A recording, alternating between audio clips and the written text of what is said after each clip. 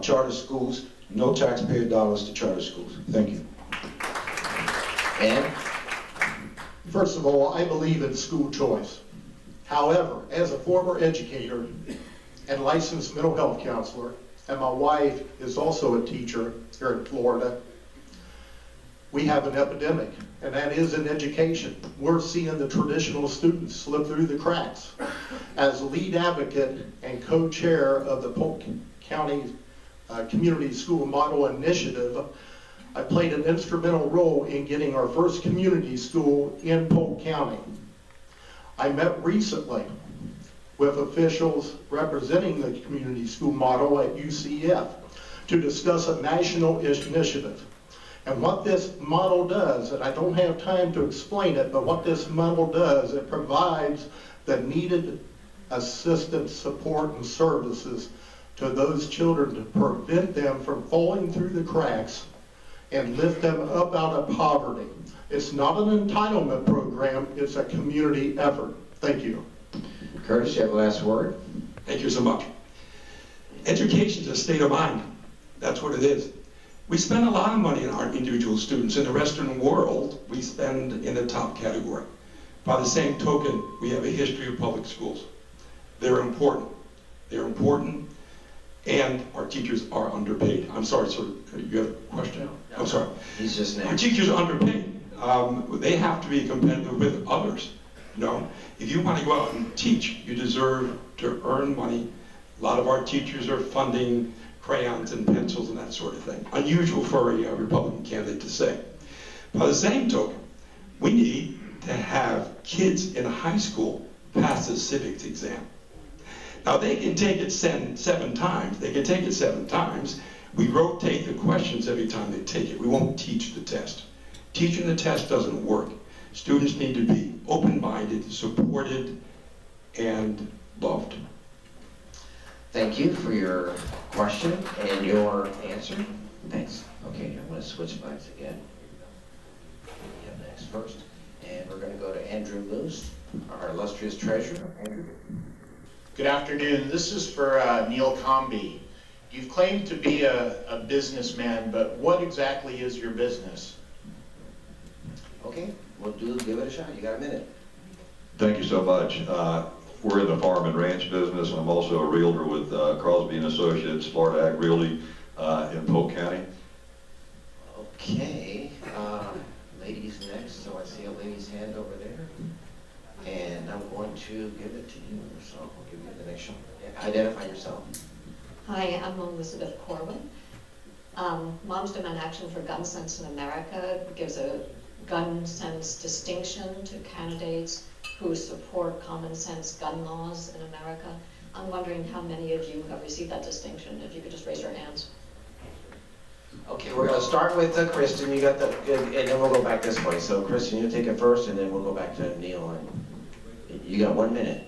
I have not received that distinction, but I am 100% in favor of common sense gun reforms. I'm opposed to high-capacity magazines. I'm opposed to the gun show loophole. I want there to be prohibition of bump stocks and military assault-style weapons, and I favor universal background checks. Okay. Well, I am, probably won't get much applause, but I am the Second Amendment guy in this race. I was declared the undisputed leader on the protection of the Second Amendment in the Florida legislature, the one and only time an award has been given by Florida Carry. I will tell you, like I tell others, the reason I carry a weapon is because a policeman's too heavy. I've been raised out in the country, and response time in Polk County, and I can't tell you what it is in Hillsborough, but response time there is probably in the 15 to 20 minute range if I call for law enforcement. And I believe that my friends, my family, have a right, constitutional right to protect themselves, to protect their families, to protect their properties, and I make no apology for that. So, no, I do not have the rating that you ask about, but I do have the highest rating from NRA and from Florida Carry. Thank you. Next. Hi, I am a Second Amendment proponent, and I believe that is a right that was given to us, and we shouldn't take it away. I believe that a lot of the issues that we're seeing today in these horrible events are, you know, they're mental health issues, they're communication issues, and I think those are the problems we need to address. Do I think taking guns out of the hands of American citizens is the answer? No, I do not. I believe we have the answers, and it is to propose to address the mental issues, to address communication issues, and to promote the health, the mental health programs that are needed out there for troubled people. Thank you. Next. Well, I would agree with Sean on that too, but I would say this: the Second Amendment is not the 10th Amendment, it's not the 12th, it's not the 23rd. It's the Second Amendment. That's what our founding fathers put in our Constitution. So we have to support that. So I do not believe in taking away any additional rights for my right to keep and bear arms. I am not part of that program. Unfortunately, I didn't get that to look at, but I probably wouldn't have been selected in that regard. But as Sean said, mental health is a big issue, and you know, in reality, we need a Manhattan-style project to work on our mental health issue. We got to bring our 50 states together. We've created 50 kingdoms out here that preclude insurance to be sold across state lines. We've got organizations that could provide health insurance and really start covering a lot of people. So as your next congressman, I will push for that. We need to ensure that we allow for the mental health coverage within our healthcare industry. Thank you. Thank you, Denny. Andrew? You know, it was more than 500 days between Pulse and the massacre in Parkland, and Rick Scott did absolutely nothing to make us safer. I'm a proudly distinguished with Mom's Demand. I was the first one in this race to get that distinction, because I don't think it's a hard thing to say that when I was on a Somali pirate skiff carrying an M4 rifle, I needed that assault rifle for that job, and I don't need one in my current job. And we sure as hell just don't need them in our kids' schools, which is what the rhetoric we keep hearing from the other side. It makes no sense. We talk about the tragedies that are happening in our schools, but yet we have no solutions that we're going to offer.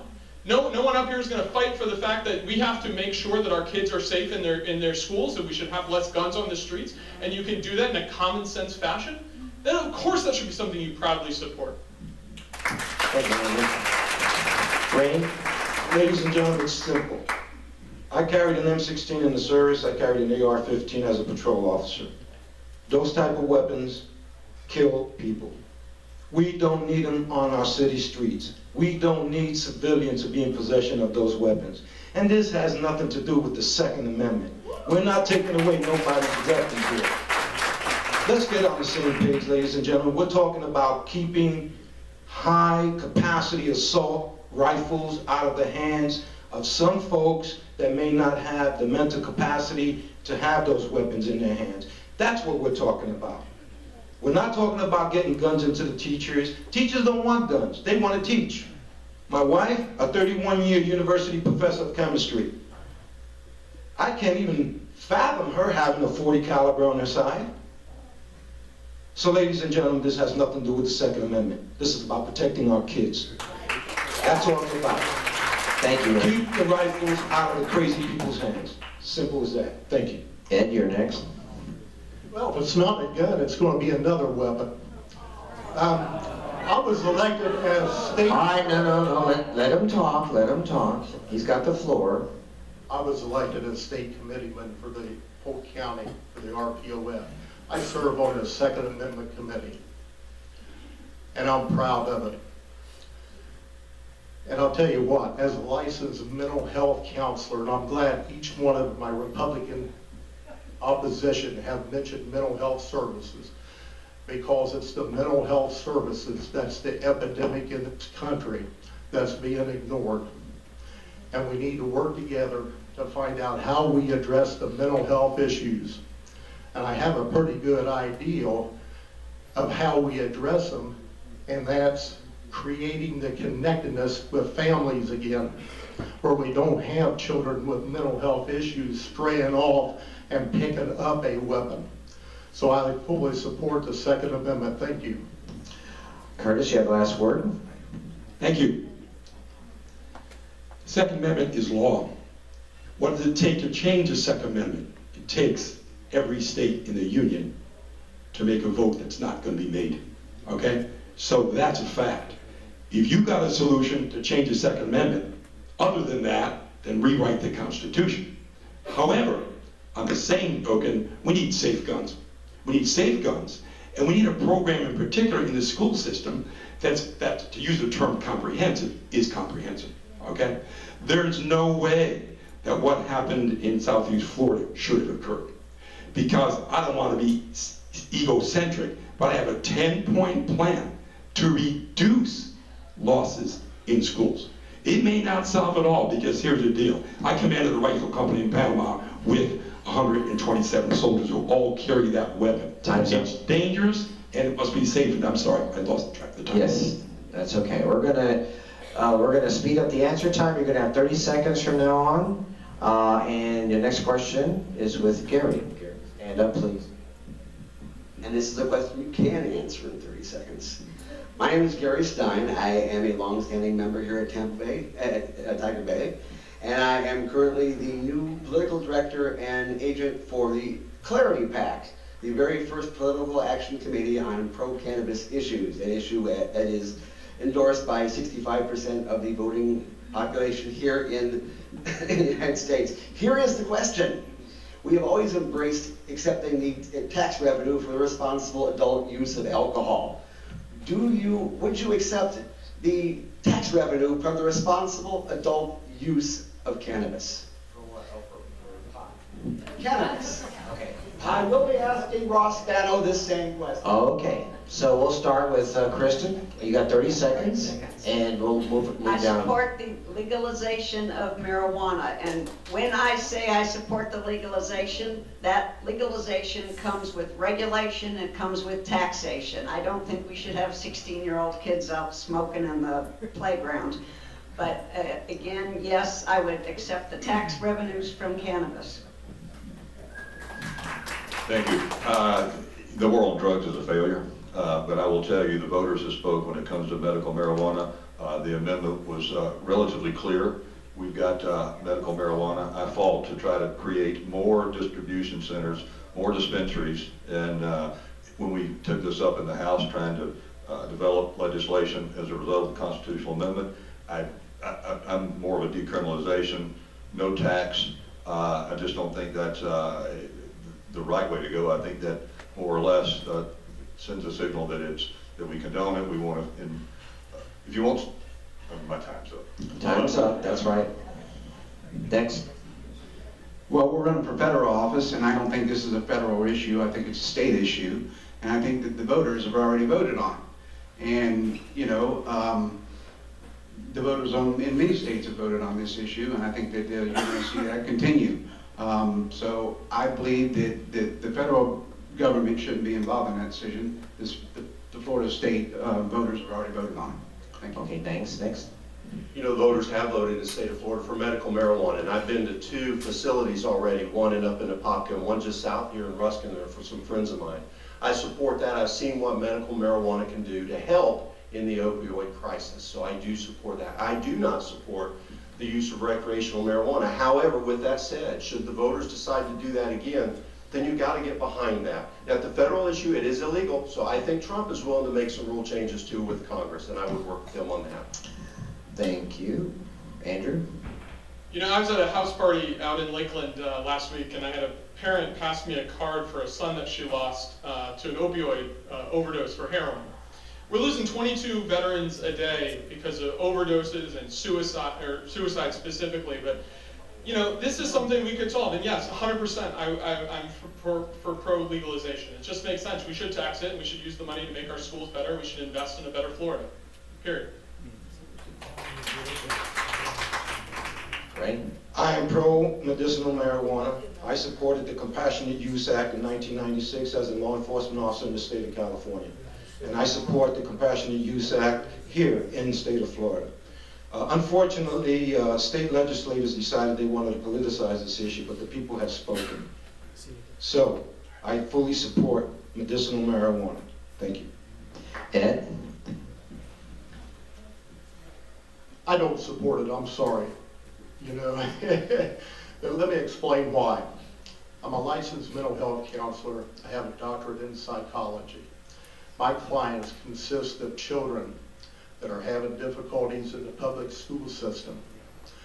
It also consists of families who have adopted children that have come through the child welfare system. I see the impact that substance abuse, whether it's marijuana or not, has on children. And no, I will not support it or condone it. Thank you. Curtis, you have the last word. Thank you so much. I support the medical use of marijuana. It's been proven that it helps vets who are in trouble, it helps others, okay? I'm a bit conflicted on the use of marijuana with regard to what you say for adults, but adults abuse alcohol more than they abuse marijuana. So in that regard, kids using, brains are developing, as you well know, for youngsters. They ought not be given that drug. It could be a transition drug for them. Thank you. Thank you. We have another question coming up here.